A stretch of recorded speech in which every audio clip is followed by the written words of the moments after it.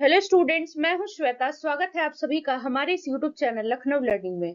Listeners, आज की इस वीडियो में हम custom tax authorities and their powers इसके बारे में जानेंगे। ये टॉपिक जो है वो मैंने indirect tax law and account से लिया है। लिसनर्स, ये जो कस्टम टैक्स अथॉरिटीज है और उनके पास के बारे में जो आज हम डिस्कशन करने जा रहे हैं, काफी इंपॉर्टेंट वीडियो है ये लिसनर्स, क्योंकि एग्जाम में बहुत बारी पूछा भी गया है। सो आइए स्टार्ट करते हैं अपने इस टॉपिक को। एक और बात, अगर अभी तक आपने हमारे इस चैनल को लाइक शेयर और सब्सक्राइब ना किया हो तो जरूर करें, ताकि आपको आने वाली नोटिफिकेशंस भी मिल सकें। अब आइए लिसनर्स, देखते हैं कि कस्टम टैक्स अथॉरिटीज और उसके पार्स के बारे में क्या क्या बातें कही गई हैं। तो सबसे पहले हमारा जो टॉपिक है, जैसा कि स्क्रीन पर शो हो रहा है, custom tax authorities and their powers. तो कस्टम एक्ट 1962 लिसनर्स, इससे पहले इसका पूरा बेसिक वीडियो मैंने अपलोड किया हुआ है हमारे इस यूट्यूब चैनल पर, तो उसको जरूर देखें ताकि आपका बेसिक क्लियर हो जाए, तो ये चीजें आसानी से आपको समझ में आ जाएंगी। तो कस्टम एक्ट 1962 जो है वो स्टैब्लिश किया गया था। एक कस्टम अथॉरिटीज जो भी रिस्पॉन्सिबल होते हैं लगाने के लिए, कलेक्ट करने के लिए, असेस करने के लिए कस्टम ड्यूटीज को इंडिया में, तो एक उसकी स्ट्रक्चर्ड हायरार्की को बेसिकली स्टैब्लिश करने के लिए किया गया था। ये जो अथॉरिटीज होती है लिस्टर्स, इनके पास बहुत सारे पावर्स होते हैं कि ये इंपोर्ट एक्सपोर्ट को रेगुलेट कर सके, स्मगलिंग को हटा सके यानी कि तस्करी वगैरह रोक सके, या फिर जो कस्टम लॉ के हिसाब से काम सारी चीजें हो सके इसमें। अब हम बात कर लेते हैं कि हायरार्की ऑफ कस्टम अथॉरिटीज, यानी कि कौन कौन सी कस्टम अथॉरिटीज होती हैं, उनकी हायरार्की, यानी कि सबसे पहले कौन, उसके बाद कौन, उसके बाद कौन, इस तरीके से चीजें इसमें दी गई हैं। तो सबसे पहले आते हैं central board of indirect tax and customs, यानी सीबीआईसी। ये पेक्स अथॉरिटी होती है। पेक्स मतलब टॉप मोस्ट अथॉरिटी होती है। इनके पास सबसे ज्यादा पावर होती है, यानी कि पॉलिसी फॉर्मुलेट करने की, या फिर किसी भी कस्टम लॉ को एडमिनिस्ट्रेशन करने की, या कस्टम ऑपरेशंस को ओवरसाइट करने की, तो ये इनके पास होते हैं। दूसरा है कि चीफ कमिश्नर ऑफ कस्टम्स, तो ये जोनल हेड होते हैं बेसिकली, इनका पोजीशन जो है। और ये बेसिकली मल्टीपल कमिश्नरेट्स को सुपरवाइज करने का काम होता है, इनके पास इसका पावर है। या फिर जो भी अपील आती है उनको हैंडल करना, पॉलिसी को इम्प्लीमेंट करना, ये सारे काम ये करते हैं। नेक्स्ट आता है कमिश्नर ऑफ कस्टम्स, यानी कस्टम्स कमिश्नर की बात हो रही है। ये कमिश्नरेट के हेड होते हैं और ये ड्यूटी को असेस करने का काम, एडजस्टिकेट्स केसेस को देखने का काम, या फिर एंटी स्मगलिंग लॉ को इन्फोर्स करने का काम होता है। इनके पास ये सारे पावर हैं। नेक्स्ट आता है हमारा additional joint commissioner of customs, तो ये सीनियर ऑफिसर होते हैं और ये बेसिकली जितने भी डिस्प्यूट्स हैं वैल्यूएशन से रिलेटेड उनको हैंडल करते हैं, ऑडिट का देखते हैं, अपील जो भी कमिश्नरेट लेवल पर है उनको देखते हैं।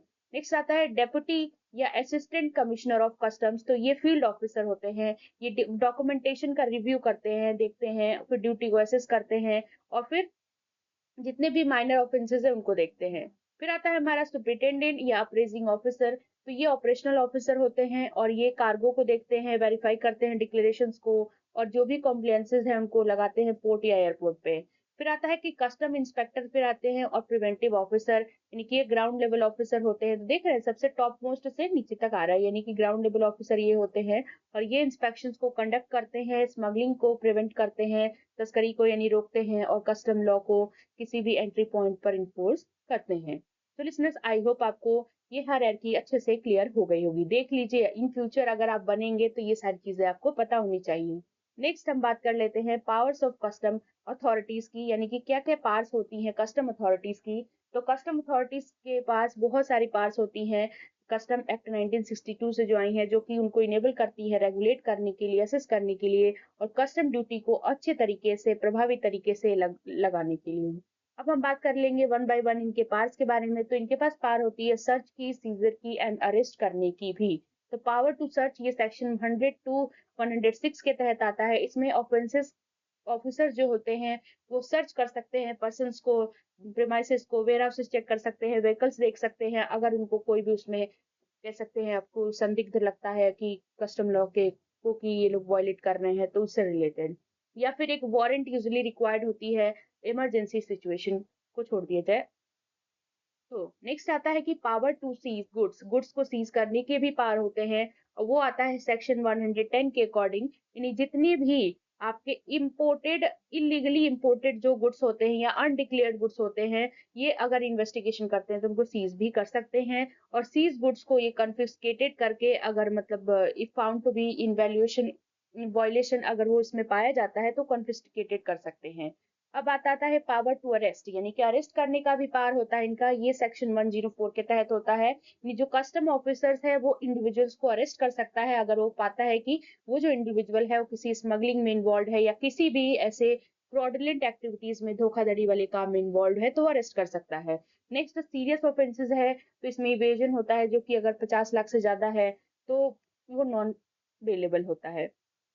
नेक्स्ट आता है हमारा powers of duty assessment and collection, यानी कि इनके पास पावर होता है ड्यूटी को असेस करने का भी और कलेक्ट करने का भी।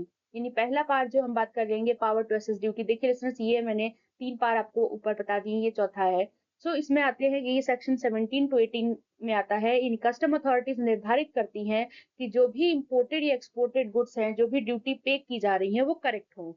दूसरा कि ये कंडक्ट करते हैं रीअसेसमेंट, यानी वापस से चेक करते हैं कि अगर कोई मिस क्लासिफिकेशन ना हो गया हो या फिर अंडर इनवॉइसिंग के सस्पेक्शन के केस में। फिर नेक्स्ट हमारी बात किसकी है, डिमांड ड्यूटी की। ये सेक्शन 28 के तहत आता है। अगर ड्यूटी शॉर्ट पेड है तो कस्टम क्या करेगी, कस्टम्स क्या करेंगे, एक डिमांड नोटिस इशू कर देते हैं और उस अमाउंट को इंटरेस्ट के साथ रिकवर करते हैं। अब हम नेक्स्ट की बात करेंगे listeners, power of investigation and inquiry, यानी कि इनके पास इन्वेस्टिगेशन करने का, इंक्वायरी करने का भी पावर होता है। यानी कि पहला तो पावर टू समन, यानी किसी को बुलाने का, सेक्शन 108 के तहत। यानी जो ऑफिसर्स हैं वो इंडिविजुअल्स को कॉल कर सकते हैं कि आप एविडेंस को प्रोवाइड करिए, जो सबूत है वो प्रोवाइड करिए और डॉक्यूमेंट्स बताइए जो भी इन्वेस्टिगेशन से रिलेटेड है। नेक्स्ट आता है power to conduct inquiry and adjudication, तो इसमें हम इंक्वायरी कर सकते हैं, एडजस्टिफिकेशन कर सकते हैं। सेक्शन 122 से 127 के तहत ये आता है। तो इसमें क्या होता है, अथॉरिटीज के पास पावर होती है कि इंक्वायरी को कंडक्ट करना या फिर पेनाल्टी लगा देना या फिर जितने भी डिस्प्यूट्स हैं कस्टम ड्यूटी इविजन से रिलेटेड उनको एडजुडिकेट करना। तो लिसनर्स ये कुछ पार्ट्स है। अब बात कर लेते हैं नेक्स्ट पार्ट की, यानी कि लास्ट पार्ट हम मैं डिस्कशन करूंगी इसमें, power to prevent smuggling and illegal trade. यानी कि इनके पास ये भी पावर होता है कि जो स्मगलिंग है उसको हटाने का और इलीगल ट्रेड को हटाने का, यानी कि इसको रोकने का। तो power to confiscate goods and vehicles, ये सेक्शन 111 से 113 में आता है। इसमें कस्टम ऑफिशियल्स कन्फिस्केट करते हैं स्मगल्ड गुड्स को और अनडिक्लेयर्ड करेंसी को या मिस डिक्लेयर्ड शिपमेंट को। तो लिसनर्स, आई होप जितनी भी चीजें मैंने इसमें आपको बताई हैं, सारी चीजें ईच एंड एवरीथिंग क्लियर हो गई होगी। अगर वीडियो अच्छा लगा हो तो लाइक शेयर एंड सब्सक्राइब करने में बिल्कुल कंजूसी ना करें और हमारे साथ यूं ही बने रहें हमारे इस चैनल पर, ताकि आपको आने वाली सारी नोटिफिकेशन से जितनी भी इंफॉर्मेशन हम आपको प्रोवाइड करें वो सारी की सारी जो है डेली नोटिफिकेशन आपको मिलती रहे। तो इस तरीके से हमारे चैनल पर जुड़े रहें। Thank you so much.